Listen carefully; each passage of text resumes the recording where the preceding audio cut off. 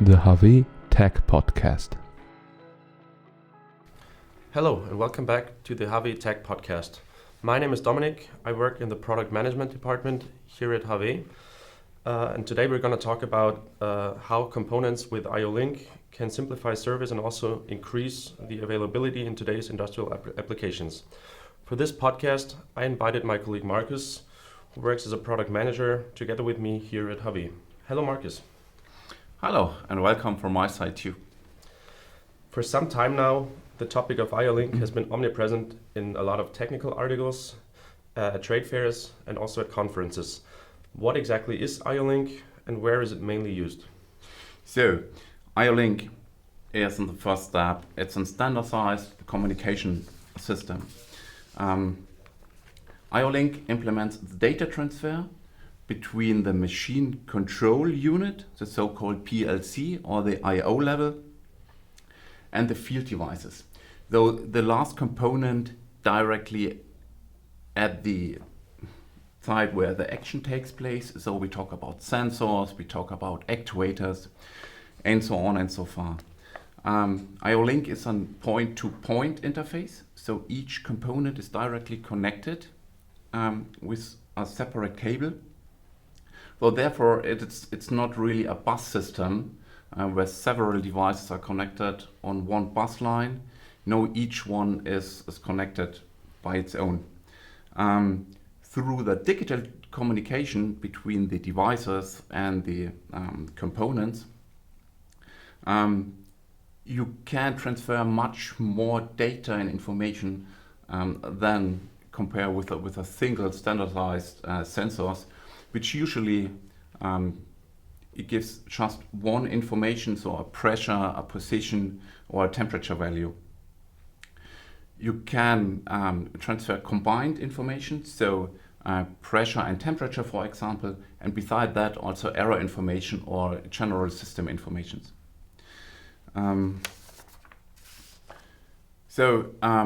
With this system, sensors and actuators become a little bit more intelligent. Though it helps to fulfill, to make applications more Industry 4.0 ready, or like named in all the other countries besides Germany, more IoT ready. All right, I see. Thank you. Assuming I am a manufacturer of a machine tool and would like to use IO-Link components, how would such a system look, and what are the crucial parts on which I have to pay more attention to? So one of the basic principles of IO-Link is to make the system setup and also service as easy for the user and the machine manufacturer as possible. The individual field components have all the very same connector and pin assignment. So all IO-Link devices have the same interface and can be changed from one manufacturer to another one.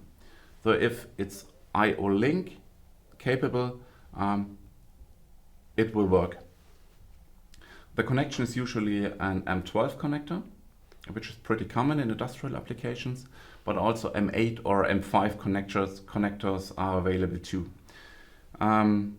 So since IO-Link is not a classical bus system, it's a point-to-point interface, each device is connected with a so-called IO-Link master. This IO-Link master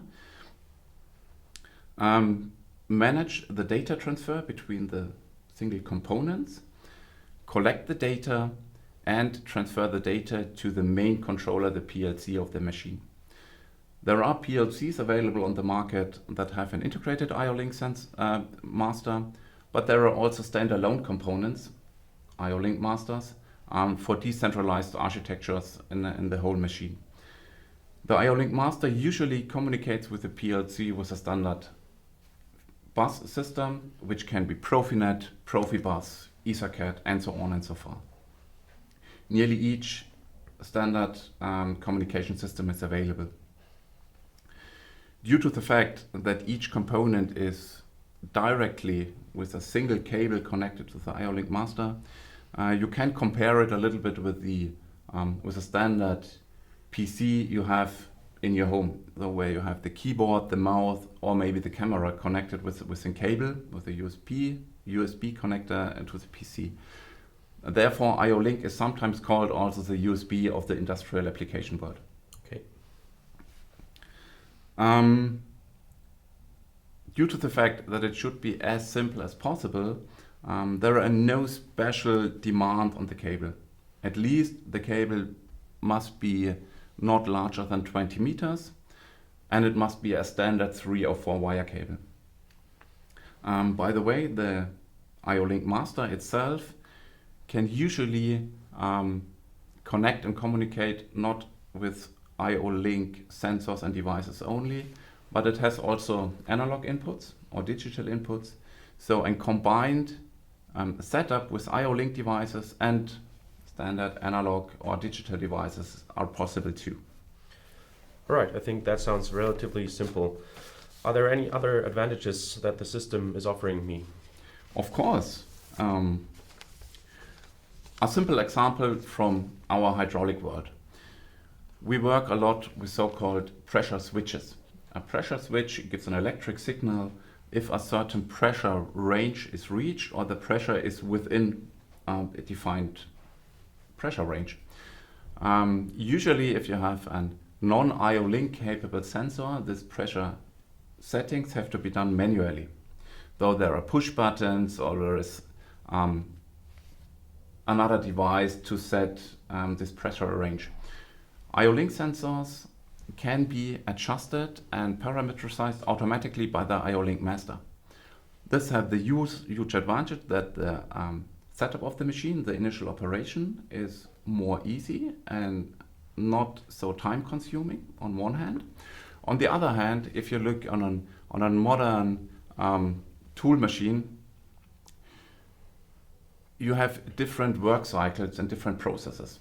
For each process, different pressure settings are necessary. So you can either go to the pressure switch and make the settings by your own manually by looking in a huge table, or you do it automatically. Though this is, again, time saving, and it helps to increase the efficiency of the machine itself. Okay, thank you very much. I think that it was a very informative round. I've learned that I/O Link can bring a great advantage in all the industrial applications. It makes the last meter to the field device level very transparent, and it also helps to make the machine smarter. Also, it makes the service easier. I guess that's it for today. I was very happy to discuss this topic with Marcus, and I hope that we were able to bring a little closer to the topic of I/O Link.